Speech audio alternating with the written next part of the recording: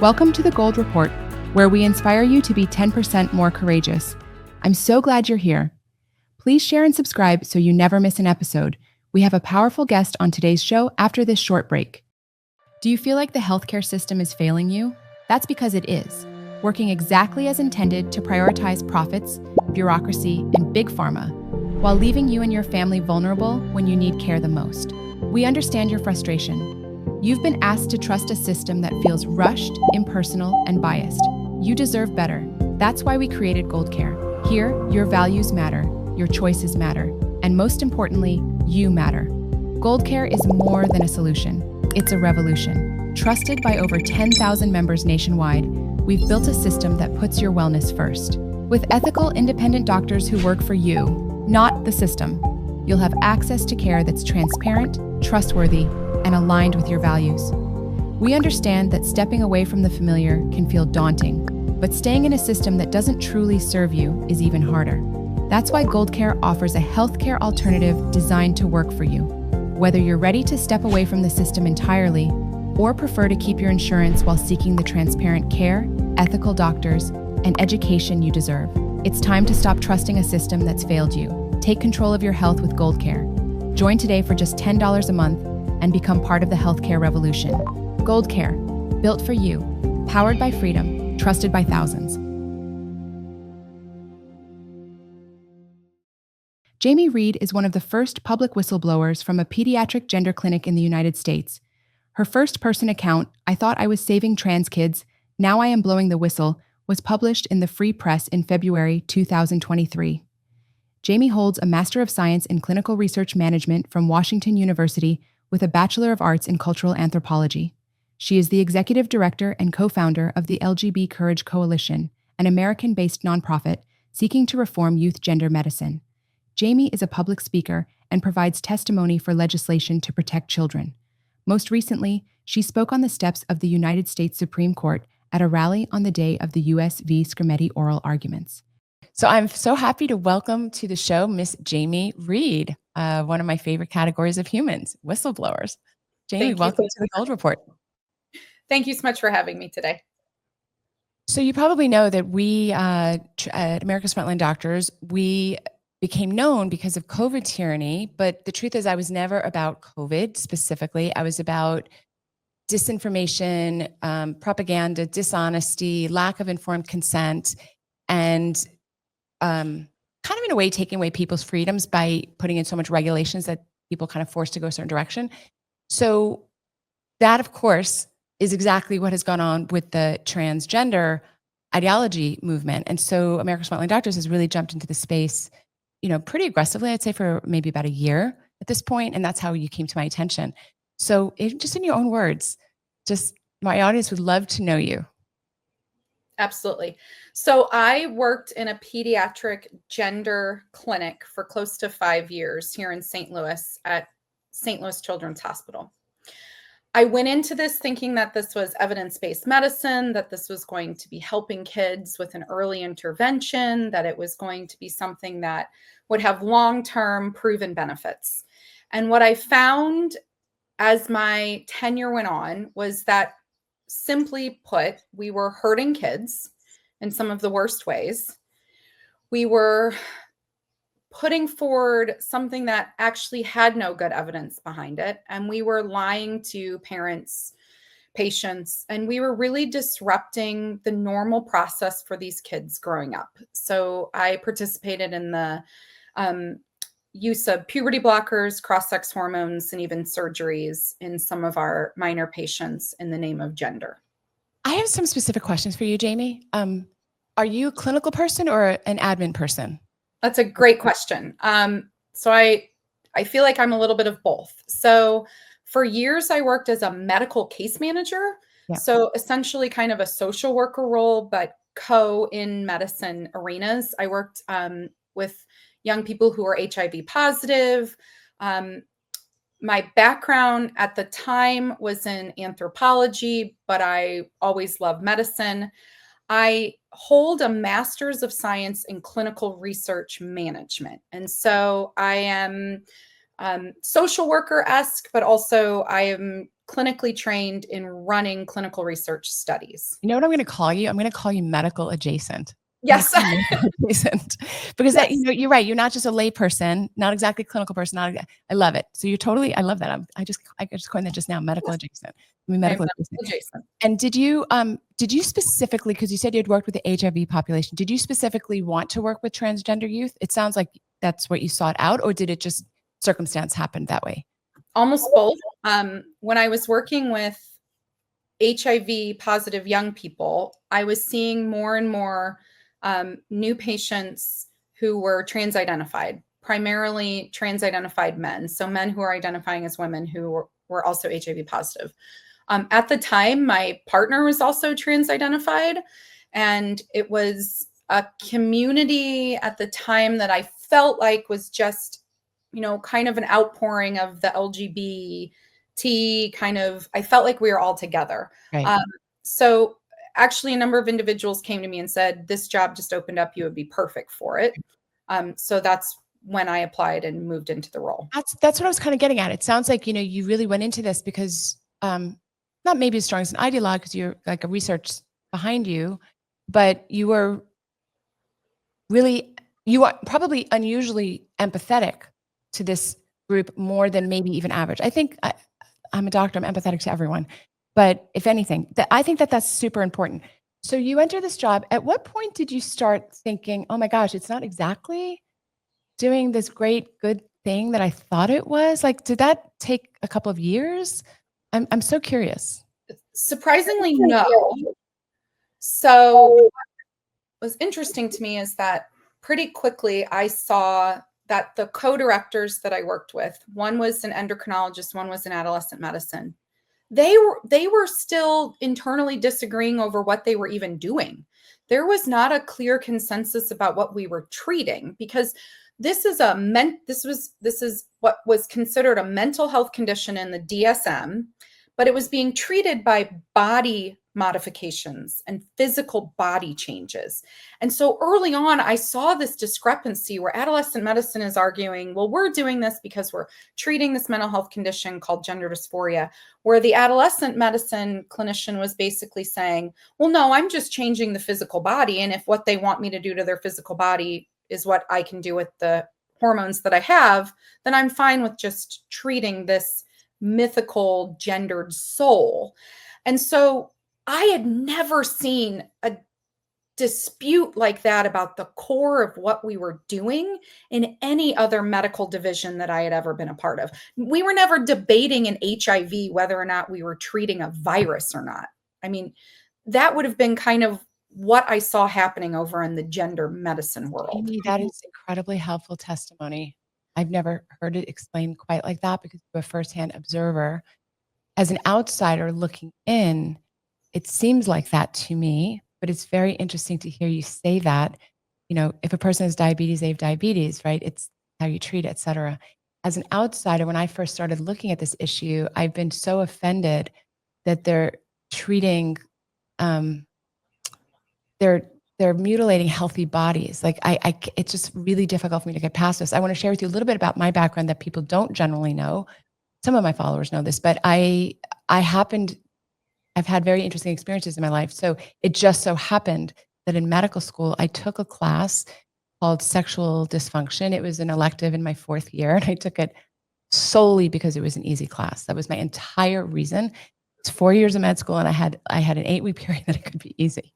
That was literally why I signed up. I didn't have any special interest in it. Anyway, that's when I learned about gender dysphoria. So I actually think I know a lot more about this diagnosis than vast majority of physicians, because I actually at least took a class in this. So I knew how the DSM-3 called it. And back then, this is in the 90s, there was, you absolutely prohibited against treating children 100%. And you had to see multiple psychiatrists. You had to see group therapy and individual therapy. You had to live as the opposite gender before they would do anything. So there were very strict guidelines. I don't know if you ever went back and looked at the older guidelines, but the older guidelines were you had to live, I think, for 6 months as the opposite gender. That means a woman had to bind her breast. She had to dress like a man. She had to get her driver's license changed. She had to tell her boss the new name, all of that before they'd even think of anything. Then you had to have individual therapy and then group therapy. And after 2 years of that, only then were you eligible for any kind of medical intervention. And it seemed reasonable to me because I had patients there and it was very complicated, but of course it was understood to be psychiatric in origin. I'm not savvy enough to know why some people had this. I had a huge amount of empathy because it was a terribly painful condition for someone to have because they had, as adults, just tremendous self-hatred. It was terrible, actually. It was one of the worst issues I'd ever dealt with as a physician, quite frankly. So I have a lot of empathy. But that was in the 90s. And fast forward to this movement, and I'm like, what is going on? They're just giving the chopping off body parts, they're giving meds, they're making people infertile, they're saying they can't breathe. Like, it was unbelievable to me. And that's when I learned a lot about this. I just want to thank you for observing in real time that you directly observed a disconnect even amongst the doctors Yes. within the clinic. Yes. I don't mean to talk so much. I want you to do way more of the talking than myself. I just wanted to share with you that I had like a little bit of experience with it. And I think it's also why I recognize that with the youth, I don't know if you've ever heard the term rapid onset gender dysphoria. I know that you mock people who use it, but that's exactly what it is because it was nothing like the adult gender dysphoric patients that I remember treating in the 90s. It's completely different. It's, after like being on YouTube for a while and having a social peer group and all of that stuff. So you're there and pretty relatively early, you're figuring out, wow, even the doctors are not really on the same page. What is going on?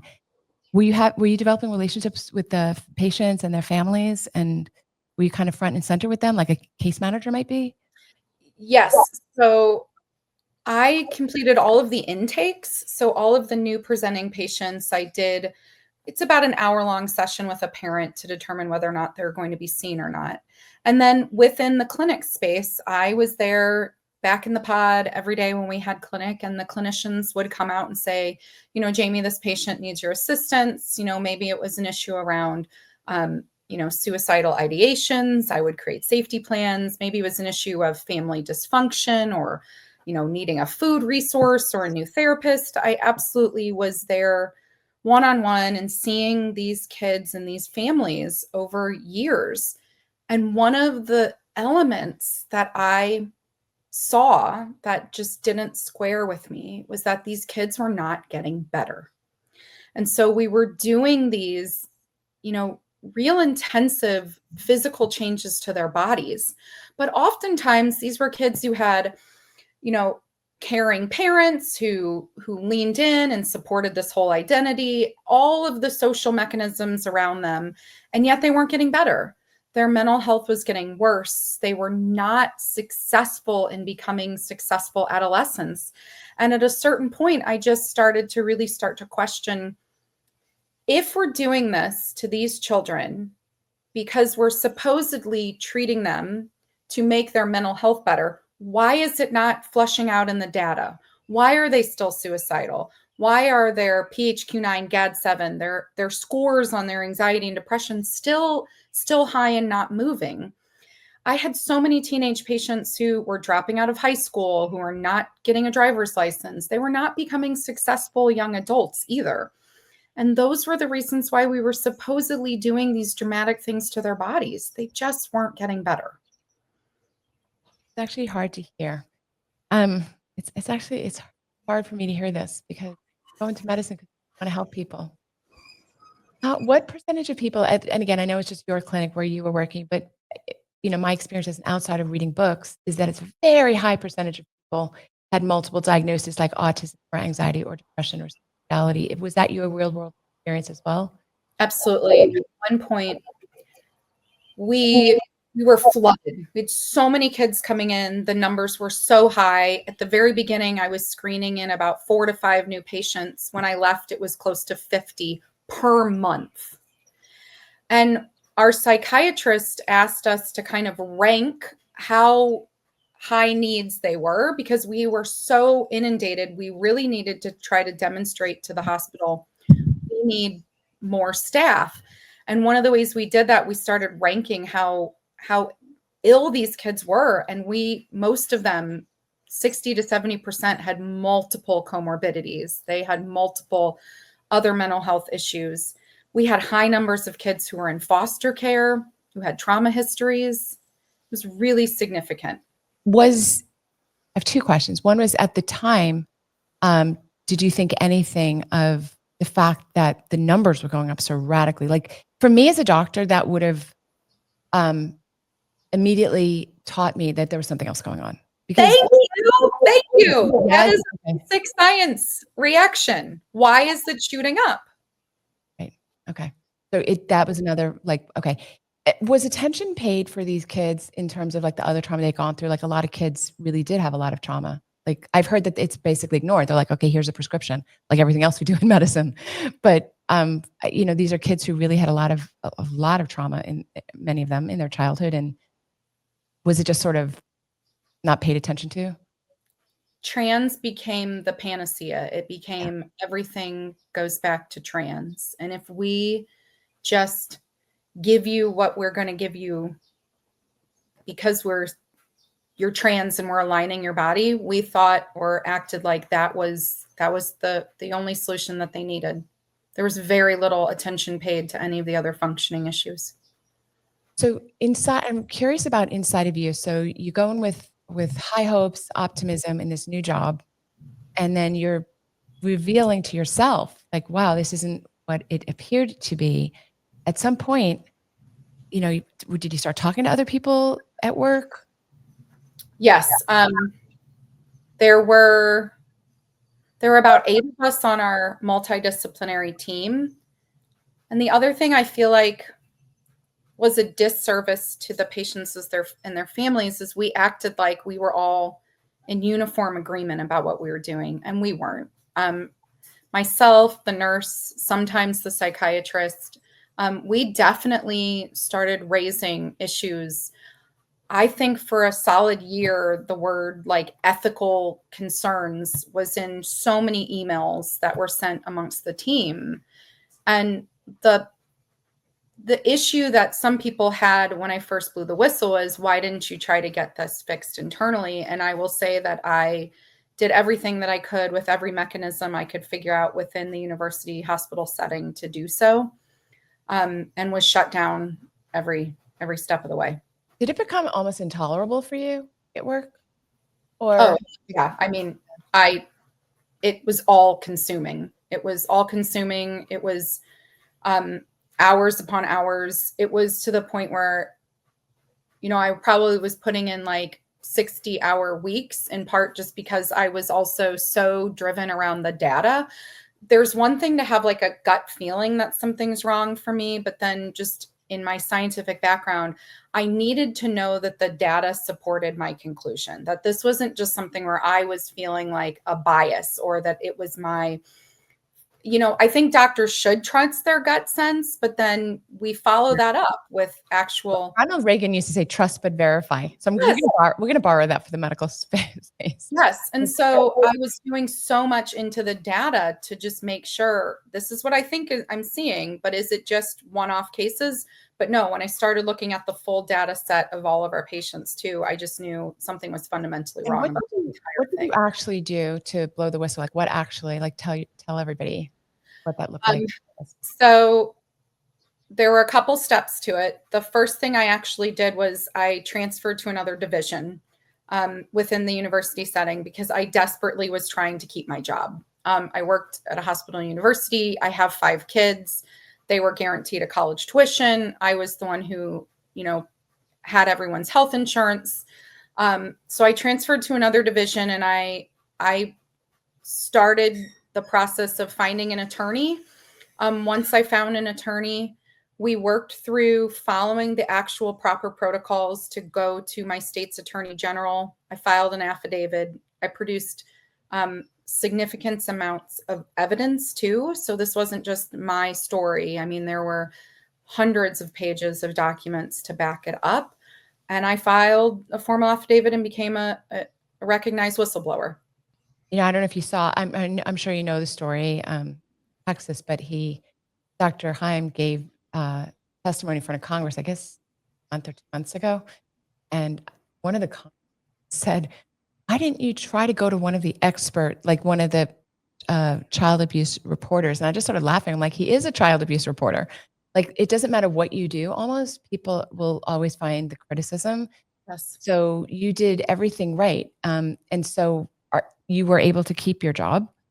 No. No. For a period, I was able to remain.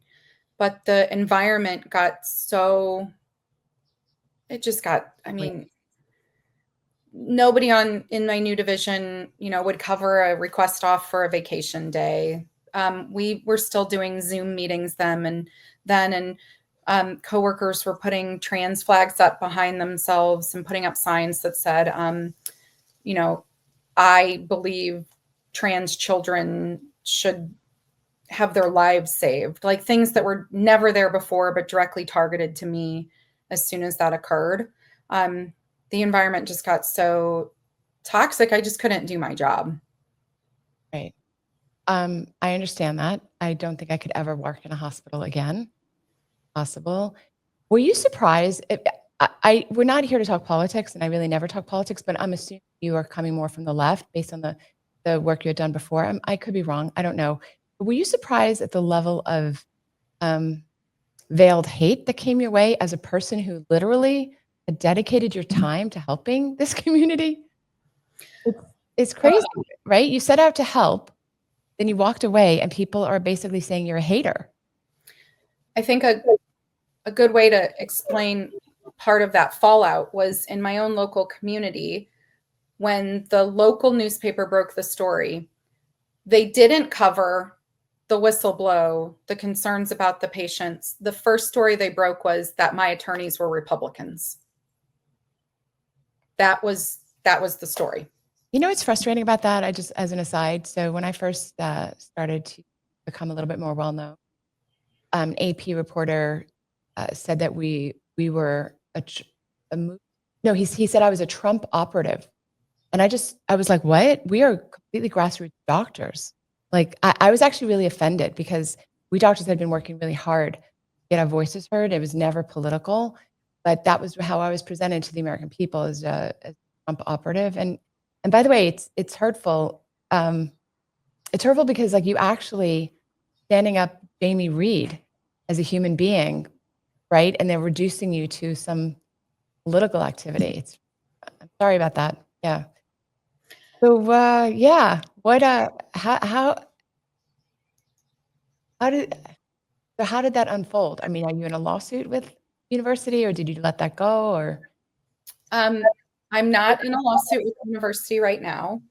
I formed a nonprofit and have essentially spent the last 2 years basically working to make right the damage that I had caused. So I testify all over the country. I work to get state laws to ban these practices because the medical associations have been unwilling to self-regulate. They've been unwilling to look at evidence-based care. And so the only real way we have to protect kids right now is through bans. And so I've worked in so many states. Kansas this last year finally has a ban in place. Within 6 months of my whistleblow, the state of Missouri passed the SAFE Act and so outlawed most of these practices here in the state of Missouri. I've been to New Hampshire now, I believe 3 times in the past 5 months. We're very close to New Hampshire to passing a few laws to protect kids there. So that has become my full-time job. Amy, I just got to say, I'm so proud of you. That's amazing.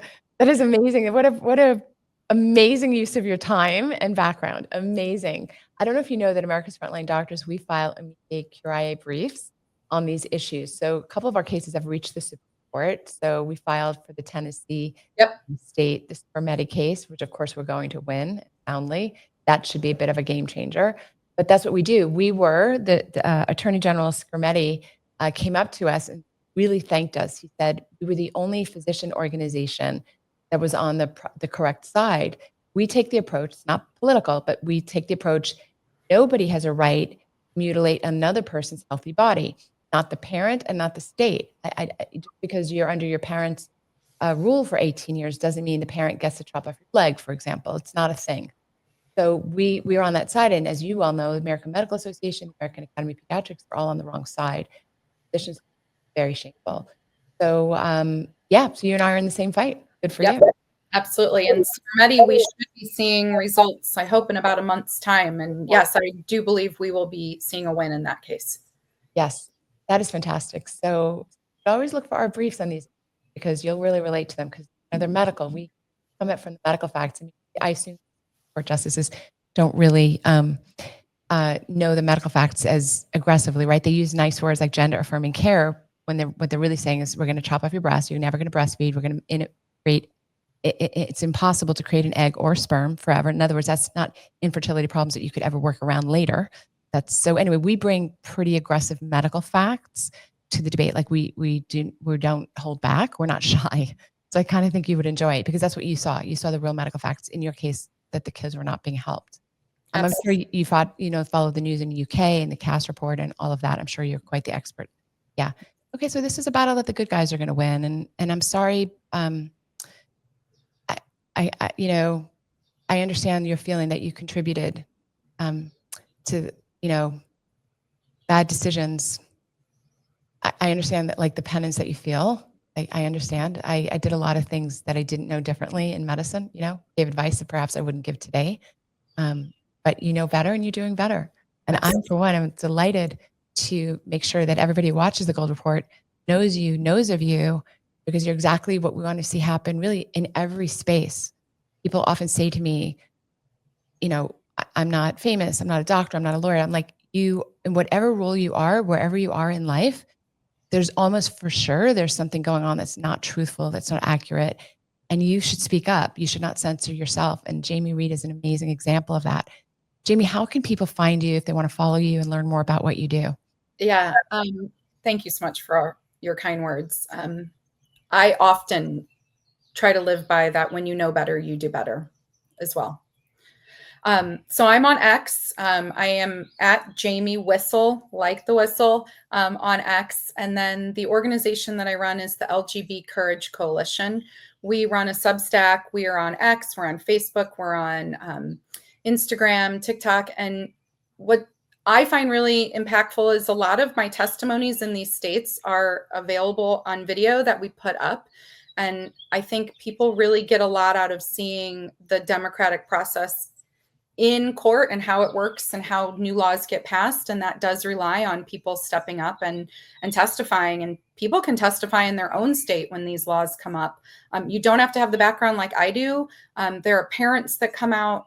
There are teachers that come out. People just who know that this is wrong come out and testify with us. And so that would be a great resource too, if any of your listeners are interested in doing things like that. It's so great that you say that, because why we do the Gold Report is to encourage people to be 10% more courageous in their daily life. And it just requires participating in the process. What you're doing is you're participating in the legislative process. America's Frontline Doctors is participating more often in the judicial, like by the legal medical support we give on these cases. So this is how you do it. This is how you become the change that you want to see in the world. Jamie, it's a pleasure to get to know you. And I'm so delighted that everybody who follows me now will know about you and be able to find you. Thank you for joining us today on the Gold Report. Thank you so much. It's been a pleasure to meet you too. Thanks for joining me on the Gold Report, where we inspire you to be 10% more courageous. Remember to like, share, and subscribe. We'll see you next week.